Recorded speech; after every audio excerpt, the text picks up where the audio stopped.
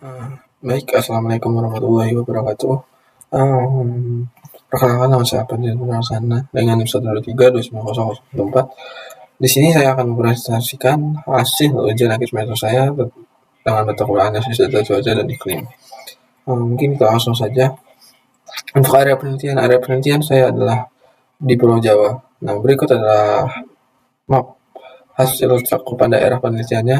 Nah, di sini ada map curah hujan ya, curah hujan. Nah, di sini bisa dilihat dari kita menggunakan data SIRPS. Nah, jika dilihat dari sini ada beberapa titik di Pulau Jawa yang memiliki curah hujan yang tinggi. Oke, kita mungkin langsung next. Nah, setelah dilakukan PCA Principal Component Analysis dan ditemukan hasil reportnya, di sini bisa dilihat ya dari PC 1, 2, 3, 4 sampai 5 itu sedikit ada tikungan atau siku. Nah, setelah dari PC 5 sampai PC selanjutnya itu datanya rata-rata dominan dengan variasi yang tidak terlalu berlebih. Jadi dapat disimpulkan bahwa kita bisa menggunakan PC 1 sampai 5 karena variasinya masih terlalu besar gitu. Selanjutnya adalah ini hasil PCA-nya EOF ya. Nah, ini yang pertama. Nah, pola spasial dari PC1 menunjukkan struktur yang hampir mirip di seluruh Pulau Jawa dengan amplitude terbesar pada wilayah selatan sampai tengah Jawa, yang mengindikasikan bahwa mode ini mempresentasikan variabilitas curah hujan berskala regional. Pola loadingnya yang relatif seragam mencerminkan pengaruh sirkulasi skala besar terhadap distribusi hujan. Dari grafik PC1 ini memperlihatkan fluktuasi temporal yang relatif stabil sepanjang periode analisis tanpa osilasi frekuensi yang terlalu tinggi, menandakan dominasi variabilitas rendah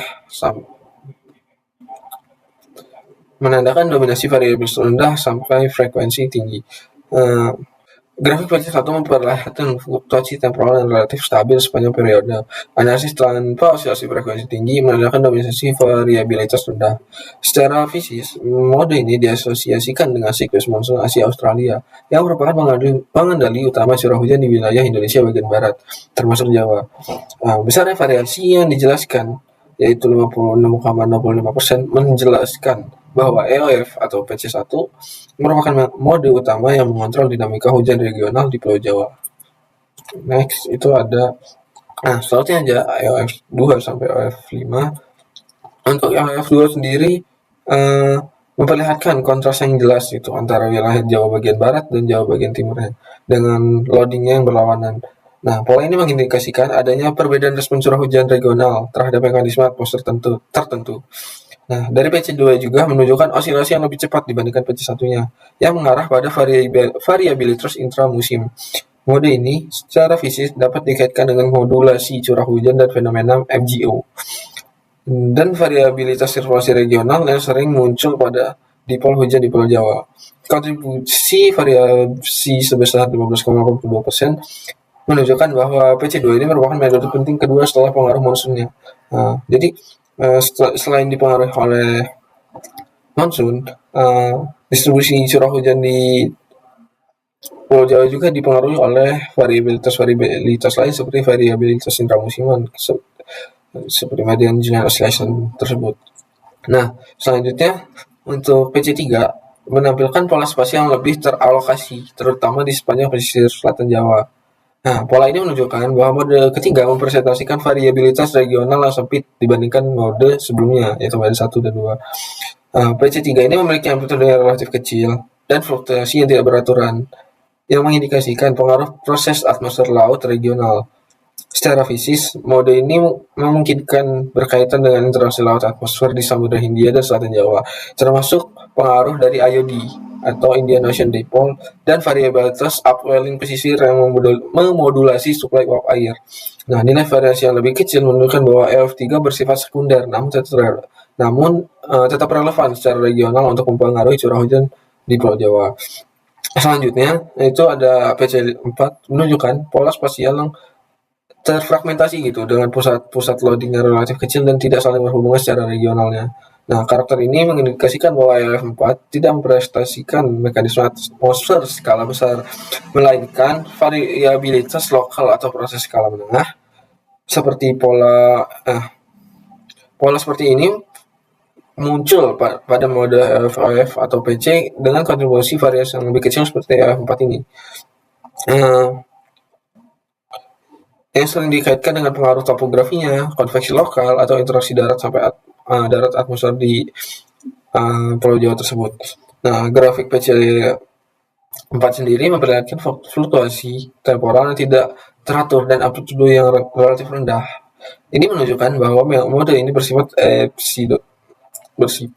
episodik atau tidak persisten. Secara metodologis, mode dengan ciri spasial terputus pada PC ini menyerupai draw atau noise. Umumnya dianggap sebagai mode sekunder dalam analisis PC dan tidak ditafsirkan sebagai sinyal dinamika utama sistem iklimnya.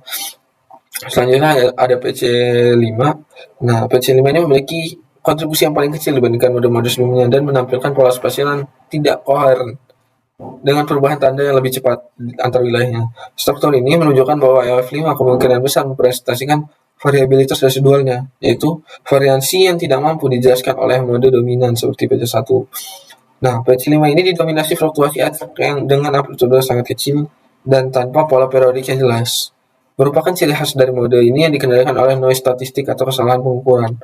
Dalam literatur analisis EF atau PC, mode dengan variasi yang sangat kecil dan struktur spasial yang tidak stabil secara fisik umumnya tidak dipresentasikan lebih lanjut karena tidak memiliki makna dinamika atmosfer yang signifikan. Oleh karena itu, EF5 atau PC5 diklasifikasikan sebagai mode non-signifikan secara fisiknya. Nah, selanjutnya ada korelasi dengan indeks iklim, yaitu di sini saya memilih indeks iklim IOD ya, IOD sama Nino 3.4. Kenapa saya memilih indeks iklim tersebut? Karena keduanya merupakan pengendali dominan variabilitas curah hujan di wilayah Indonesia, khususnya pada skala musiman hingga antar tahun. Nah, untuk hasil dari korelasinya itu bisa dilihat di sini PC1 dengan IOD, ini PC1 dengan El Nino. Nah, ini ada sedikit. Nah, mungkin kita lanjut ke grafiknya. Nah, ini untuk grafik PC1 terhadap Nino 3.4 dan IOD ya. Nah, dari grafik tersebut menunjukkan bahwa korelasi positif dan signifikan dengan indeks IOD terhadap PC1 yaitu nilai R-nya 0,31 dengan p-value-nya 0,001 serta korelasi yang lebih lemahnya ditunjukkan korelasi dengan Nino 3.4 yaitu R 0,15 dan dengan p-value-nya 0,01. Nah, hal ini mengindikasikan bahwa variabilitas utama curah hujan di Jawa itu lebih kuat dipengaruhi oleh dinamika Samudra Hindia dibandingkan dengan ENSO-nya. Nah, secara fisik, IOD positif menyebabkan pendinginan sea temperatur di Samudra Hindia Timur yang melemahkan konveksi di wilayah Indonesia, sehingga berdampak langsung terhadap penurunan curah hujan secara luas dan relatif seragam sesuai dengan karakter pola PC1 yang dominan tadi. Nah, selanjutnya kita lanjut ke PC2 dengan Nino 3.4 dan IOD. Nah, jika dilihat dari grafik PC2 ini, dia memiliki korelasi negatif yang sangat signifikan terhadap Nino 3.4 dengan nilai R negatif 0,12 dengan p-value-nya 0,01. Sementara hubungannya dengan IOD tidak terlalu signifikan. Jika dilihat dari nilainya, ini ada 0,07 dengan nilai p-value-nya lebih tinggi, yaitu lebih dari 0,005. Nah, hasil ini menunjukkan bahwa mode kedua curah hujan di Jawa lebih dipengaruhi oleh ENSO. Korelasi negatif tersebut mengindikasikan bahwa fase El Nino cenderung berkaitan dengan penurunan curah hujan regional tertentu, konsisten dengan peran ENSO dalam memodulasi distribusi spasial hujan di wilayah Indonesia melalui perubahan sirkulasi warpal dan monsun regionalnya. Nah, selanjutnya kita ada PC3.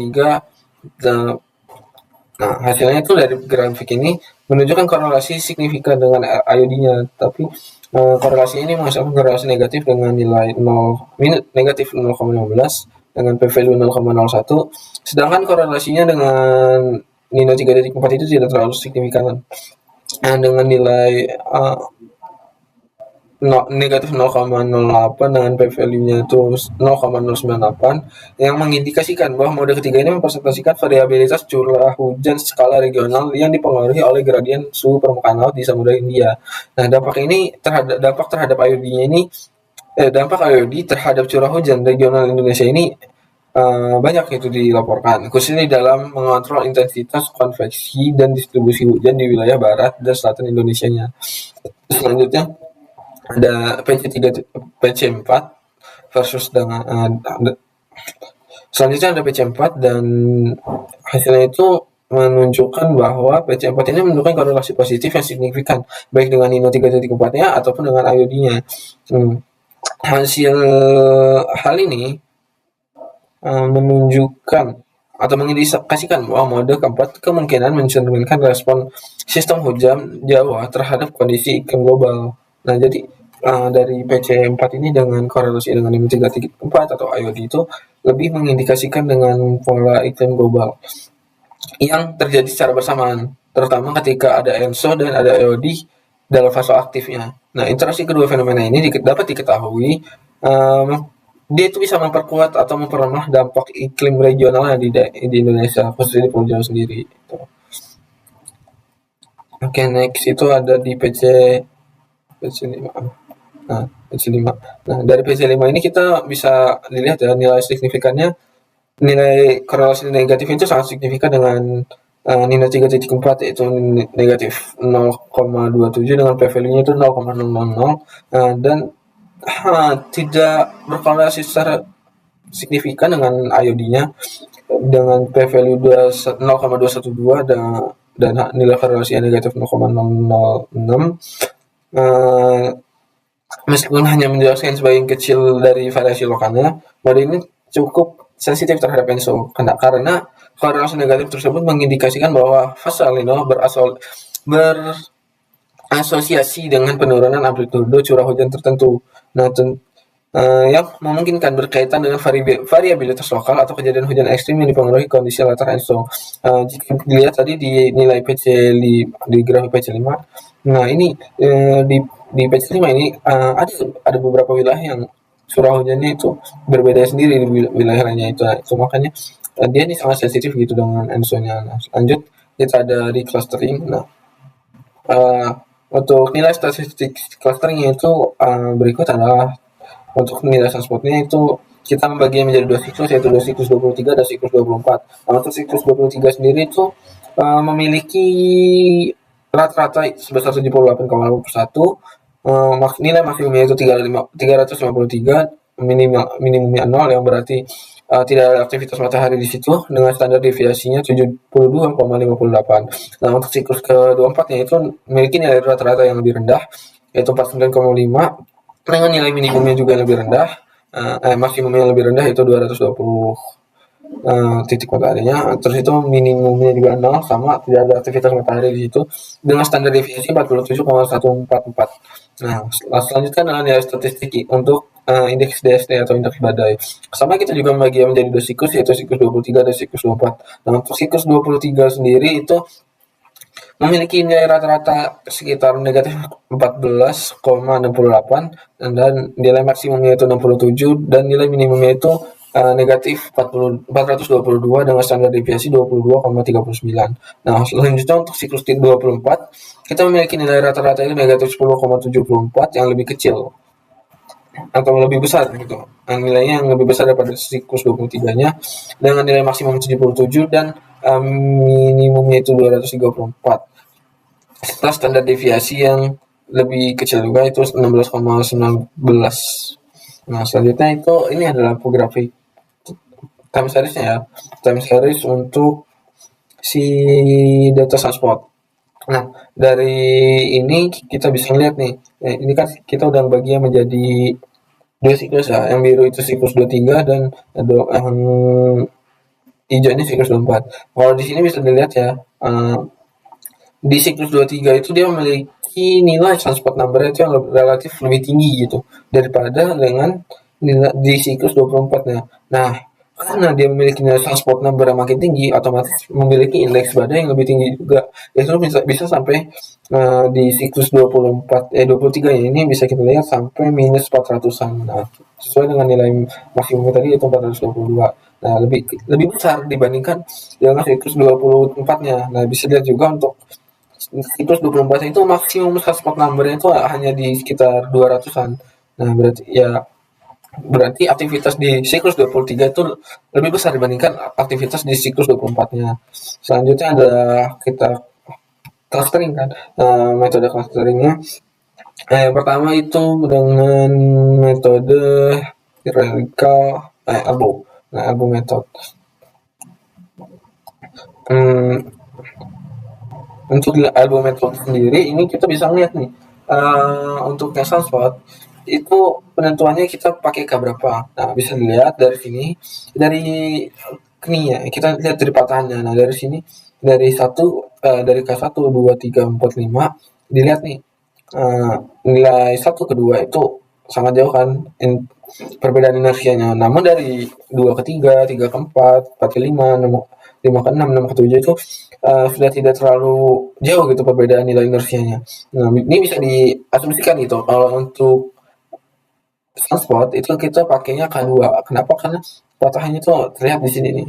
Nah, selanjutnya untuk yang di DST-nya itu ini sebenarnya tidak terlalu bisa dilihat, namun kita bisa melihatnya secara jelas ya dari jaraknya. Dari jaraknya ini dari K1 sampai K2 itu jaraknya masih lumayan jauh. Untuk K2 sampai K3 itu jaraknya lumayan jauh. Nah, namun dari setelah nilai klaster ketiga ini dia penurunannya hampir tidak terlalu jauh gitu penurunan nilai inersianya. Nah, itu untuk menggunakan metode elbow. Nah, selanjutnya untuk nilai Fieldhouse score-nya itu kita pakai di sini.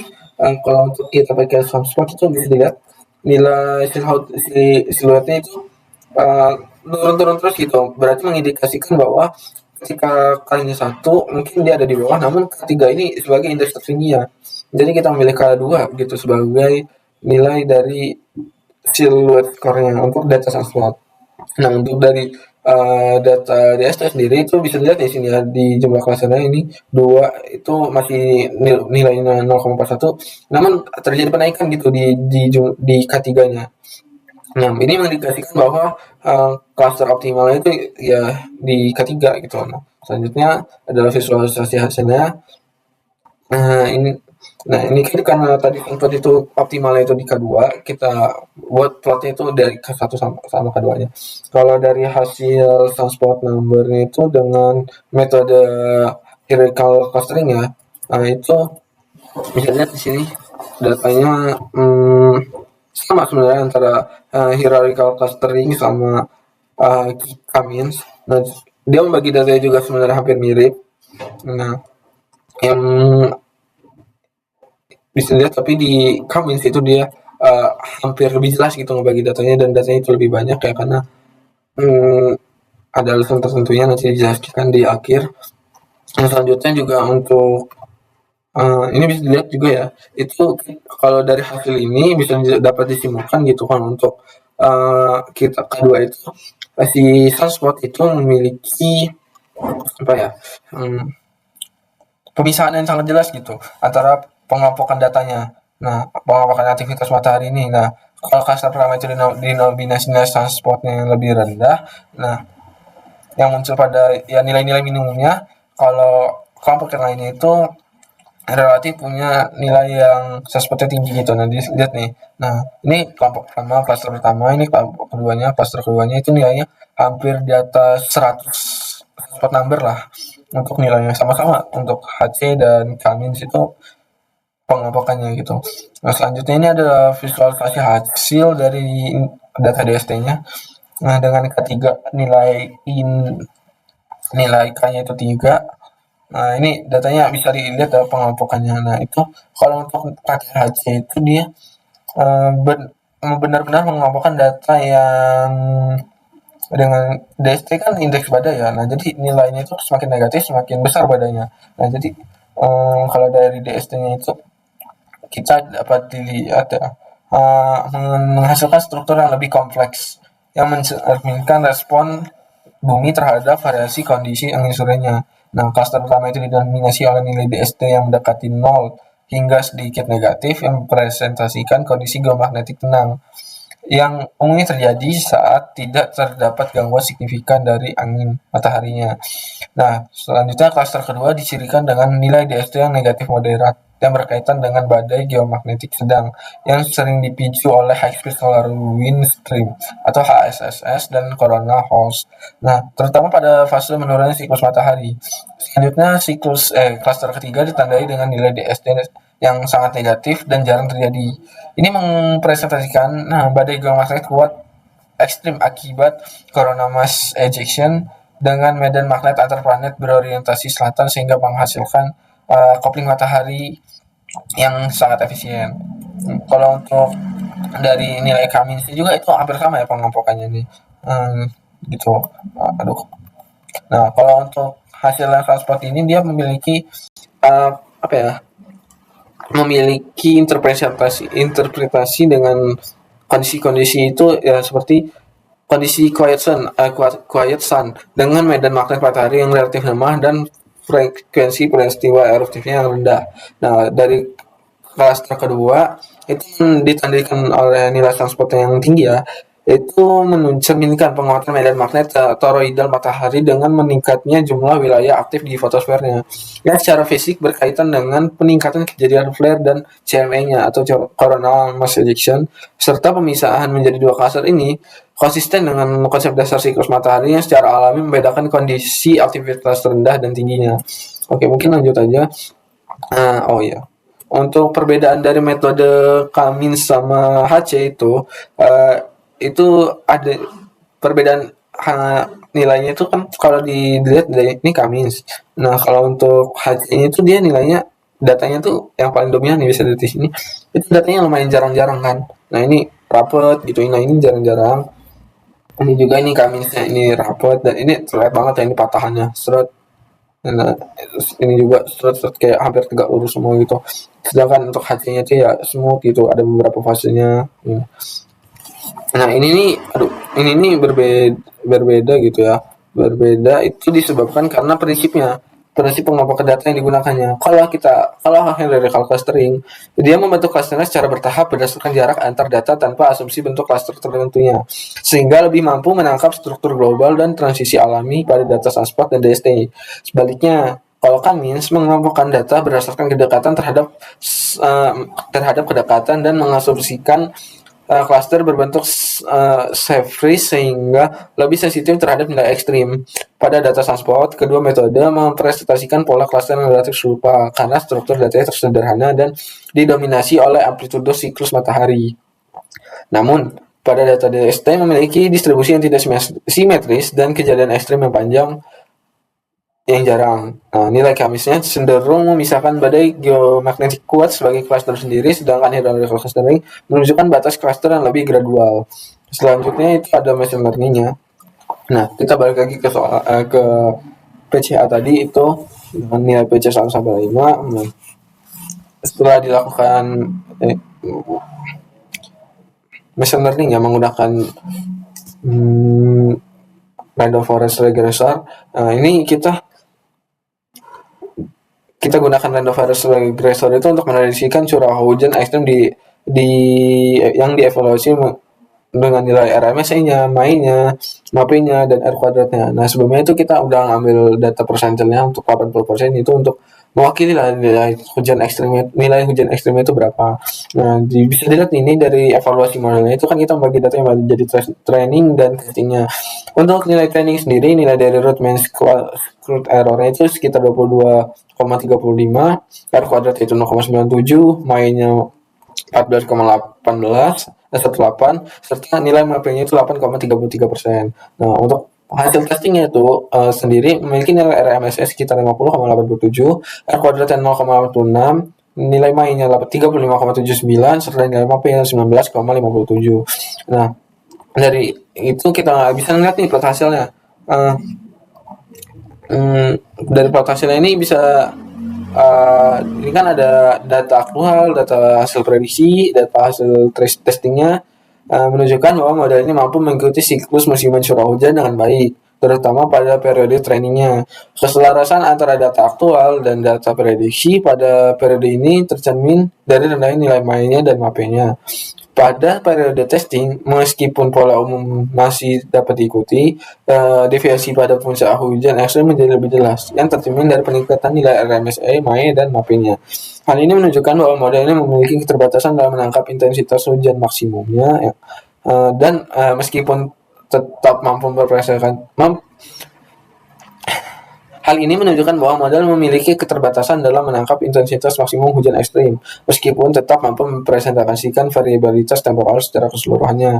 Nah, bisa dilihat ya, ini datanya itu mengalami, kalau bisa kita lihat, itu datanya mengalami overfitting ringan ya.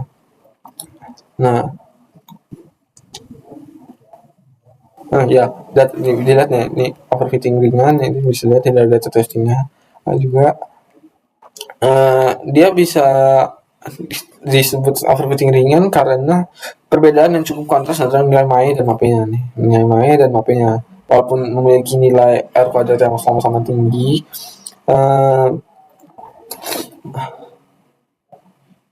nah pada data training itu kan model menghasilkan nilai RMS-nya sekitar 22,35 mm, nilai MAE-nya sebesar 14,818 mm, nilai MAPE-nya 8,33% dan nilai skornya itu 0,97. Nah, nilai MAE yang relatif kecil ini menunjukkan bahwa secara rata-rata selisih absolut antara prediksi dan observasi itu tergolong rendah. Sedangkan nilai MAPE di bawah 10% mengindikasikan tingkat kesalahan relatif yang sangat baik. Hal ini menunjukkan bahwa model random forest regressor mampu mempresentasikan hubungan non-linear antara variabel prediktor berbasis prinsipal komponen dan curah hujan ekstrim dengan tingkat akurasi yang tinggi pada periode trainingnya. Nah, nilai R kuadrat yang mendekati 1 semakin menegaskan bahwa sebagian besar variabilitas data berhasil dijelaskan oleh model. Nah, selanjutnya pada data testing, performa model mengalami penurunan dengan nilai RMSE sebesar 50,87 mm, nilai MAE sebesar 35,79 mm, nilai MAPE-nya 19,57%, dan nilai R kuadratnya itu 0,86. Nah, peningkatan nilai MAE ini menunjukkan bahwa kesalahan absolut rata-rata pada data uji lebih besar dibandingkan data trainingnya, yang mencerminkan keterbatasan model dalam prediksi kejadian hujan ekstrim yang tidak sepenuhnya terwakili dalam data trainingnya. Nah, nilai MAPE yang meningkat hingga hampir 20% ini menunjukkan bahwa kesalahan relatif model menjadi lebih signifikan pada periode testing, khususnya saat memprediksi nilai curah hujan ekstrim yang tinggi. Kondisi ini umum terjadi pada permodelan iklim karena kejadian ekstrim bersifat jarang atau rare events dan memiliki variabilitas tinggi. Perbedaan yang cukup kontras antara nilai MAE dan MAPE-nya ini antara data testing dan data training mengindikasikan adanya overfitting ringan.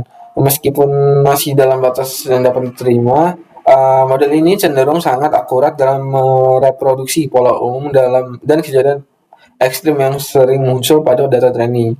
Tetapi akurasinya menurun ketika dihadapkan pada kondisi iklim yang lebih variasi pada periode testingnya. Teman ini sejalan dengan karakteristik algoritma random forest yang sangat kuat dalam menangkap pola linear, namun tetap sensitif terhadap distribusi data dan representasi kejadian ekstrim. Nah, mungkin ini saja presentasi dari saya. Dan saya akhiri. Wassalamualaikum warahmatullahi wabarakatuh.